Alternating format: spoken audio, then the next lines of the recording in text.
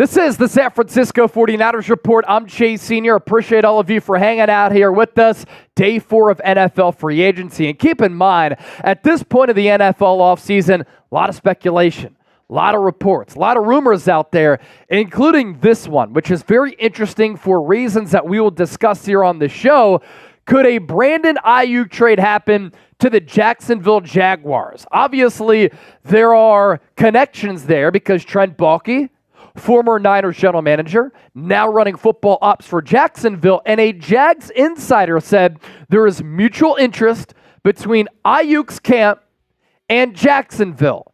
That report coming from Mia O'Brien, who covers the Jags, and took to Twitter to say this: Aiyuk interest is, quote, mutual between the Jaguars and his team, and that's coming from a source. Obviously, it's very early. And I took to X to say this because I think this is where the conversation starts for an Aiyuk contract extension for the Niners or another team wanting to give him a deal. Jags interested in Aiyuk here. And when you look at the Calvin Ridley contract, he got 4 years, $92 million in total money, $50 million in guaranteed cash, and that comes out to $23 million per season. He's going to get $25 million in year one, according to Albert Breer. And I think for Aiyuk, that is going to be the starting point for him in his camp.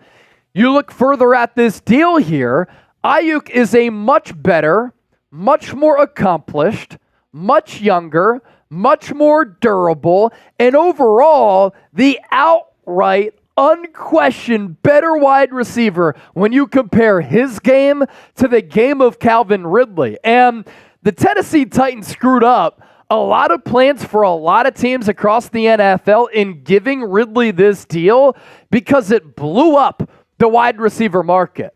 Aiyuk's looking for a new deal. What does this mean for Justin Jefferson and the Minnesota Vikings? What does it mean for the Philadelphia Eagles and a player like Devontae Smith?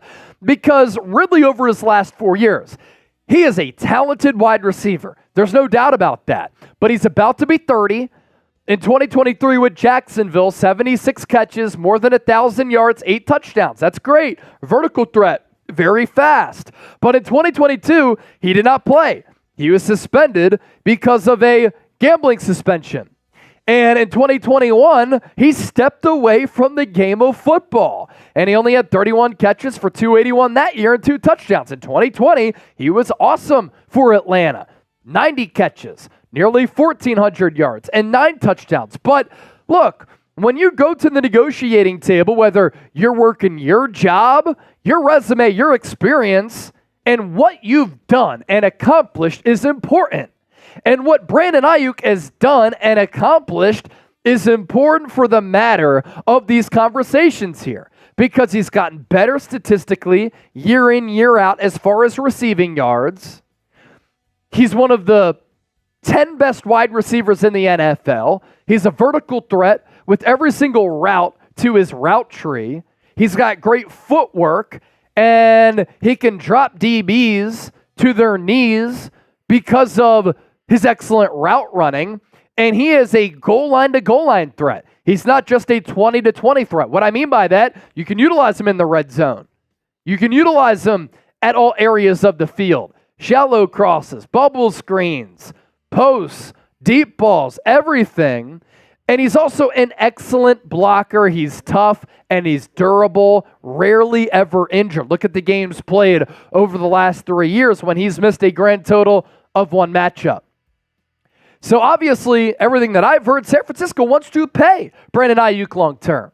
They have no plans of trading him. Now, I heard that at the NFL Combine, and context is really important here because I can't imagine San Francisco thought that the wide receiver market was going to get flipped on its head by Calvin Ridley. And now they're like, shoot, if we have to pay Aiyuk $25 million per year because now he's going to want to overtake Calvin Ridley and he's going to want to make more than Deebo Samuel, who he's better than, can the Niners afford that? And are they willing to afford that, especially in a deep wide receiver class? So let me ask you this. This will be the pinned comment. It's today's poll question.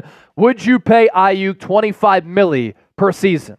P for pay, T for trade. Other news on the Niners front here. The Joey Bosa dream of him teaming up with his brother Nick Bosa is not going to happen. He has restructured his contract to remain with the Los Angeles Chargers. So Bosa, Khalil Mack, both agreeing to contract restructures. Both will play under Jim Harbaugh for 2024. This is why you subscribe to the show, because when the Niners make a move, we talk about it. If you want thought-provoking content, informative, entertaining, insightful analysis here, that's what we bring you right here on the show. Hit that sub button right now. Today's show is sponsored by Prize Picks, easy and exciting daily fantasy. And if you want to get into playing daily fantasy sports, Prize Picks is the only app that you should download and utilize. It's also the largest and best and number one independently run daily fantasy sports app in North America. You pick 2 or more players. You choose more or less on their projected stats. We still have a James Harden special this week of more than 3.14 points, this time against the Chicago Bulls. That's a no-brainer here. Let's go Bradley Beal. More than 1.5 3-pointers made against Boston. And then Jason Tatum against Phoenix. Good matchup in the NBA. Kevin Durant has been on a heater, less than 29.5 points. Win big money, pick more, pick less. $100 deposit match, prizepicks.com/CLNS, and use the code CLNS. More breaking news here on day 4 of free agency. Arik Armstead. He's traveling all the way across the country from NorCal to Florida. And he's reuniting with former Niners general manager Trent Baalke. Trent Baalke drafted Arik Armstead out of Oregon, and Arik Armstead was the last remaining Trent Baalke player on the Niners roster and the longest tenured Niner on the roster until they officially released him yesterday, which saves $18 million in cap space. Now, San Francisco confronted Arik Armstead about redoing his deal. They wanted to lower that number.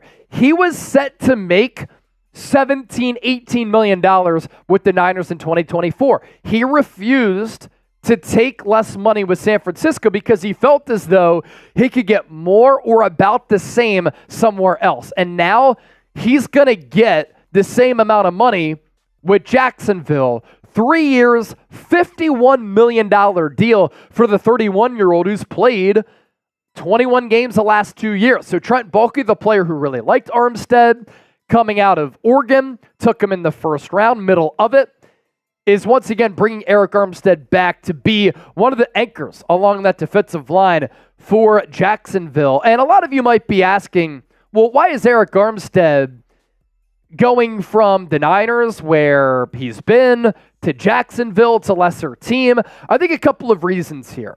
Long-term security, he gets 3 years instead of 1. And if it's equal money,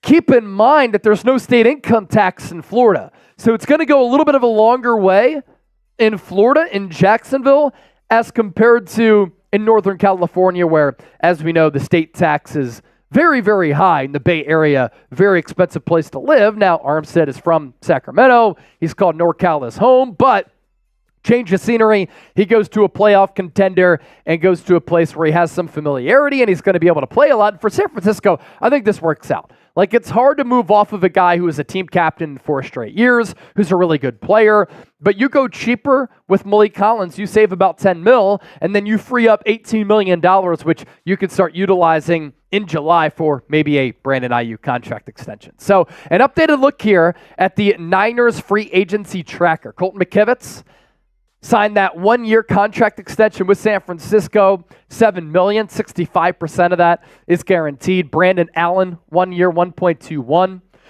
Leonard Floyd, 2-year deal, $20 million, $12 million per, 6'5", 240, can bend the edge, set the edge against the run, extremely active, consistently durable. He's played in, I think, 108 straight games, including the playoffs, and is one of 3 players in the NFL with 4 straight years, of 9+ sacks. So the production has been there. Jauan Jennings signed that second-round tender, 4.89. Yetur Gross-Matos can play defensive end, defensive tackle.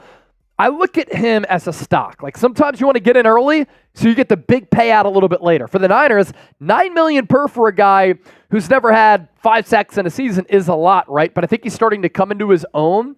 And I think with the Niners, the versatility option, playing DT, playing N, on this defensive front, with this coaching staff, with this roster, I think it's going to take off. George Odom, 2-year extension for one of the best special teamers in football, up to $10 million.